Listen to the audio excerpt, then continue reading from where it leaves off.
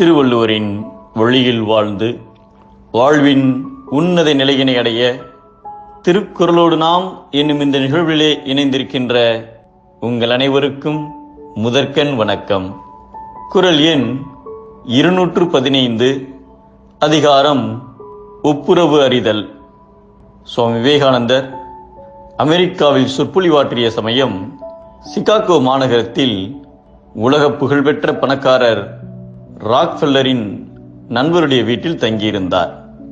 விவேகானந்தரை பற்றி அறிந்த ராக்ஃபெல்லர் விவேகானந்தரை சந்திக்க விரும்பினார்.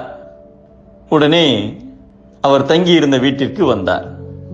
அவர் அறைக்குள் நுழைந்ததும் விவேகானந்தர் வந்தது யார் என்று கூட பார்க்காமல் ஏதோ எழுதி கொண்டிருந்தார். சிறிது நேரம் கழித்ததும் ராக்ஃபெல்லர் தானாகவே தன்னை அறிமுகம் செய்து கொண்டு அவருடைய செல்வ செழிப்பை பற்றி பெருமையாக பேசினார். இறுதியில் விவேகானந்தர் அவரிடம், உங்களிடம் இருக்கும் பணம் உண்மையில் உங்களுடையது இல்லை. உலகிற்கு நன்மை செய்வதற்காக இறைவன் ஒரு வாய்ப்பை உங்களுக்கு கொடுத்திருக்கிறார்.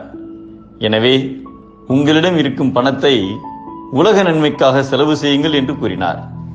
நான் என்ன செய்ய வேண்டும் என்பதை இன்னொருவர் எனக்கு சொல்வதா என்று நினைத்த ராக்ஃபெல்லர் எதுவும் சொல்லாமல் வேகமாக அந்த அறையை விட்டு வெளியேறினார்.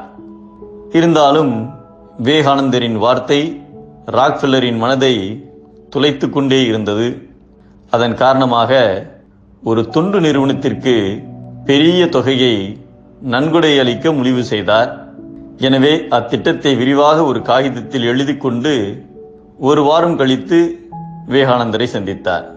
காகிதத்தை விவேகானந்தர் முன்பு வீசி, இதோ இதை படித்து பாருங்கள், உங்களுக்கு திருப்தி தானே? நீங்கள் இப்போது எனக்கு நன்றி சொல்ல வேண்டும் என்று கூறினார். விவேகானந்தர் அமைதியாக அனைத்தையும் படித்து முடித்ததும், நான் உங்களுக்கு நன்றி சொல்ல வேண்டியதில்லை, நீங்கள்தான் எனக்கு நன்றி சொல்ல வேண்டும் என்றார்.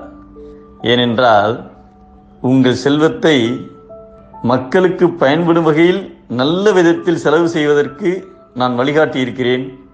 அதனால் நீங்கள் எனக்குத்தான் நன்றி சொல்ல வேண்டும் என்று சொல்ல ராக்ஃபெல்லர் மனதால் அதை நன்கு உணர்ந்து அவருக்கு நன்றி கூறினார்.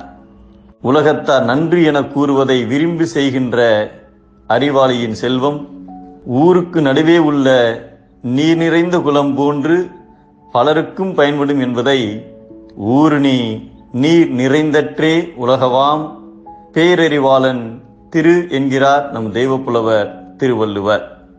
தனக்கென சேர்த்தால் பாவம், பிறருக்கு கொடுத்தால் பாசம். மீண்டும் அனைவருக்கும் நன்றி, வணக்கம்.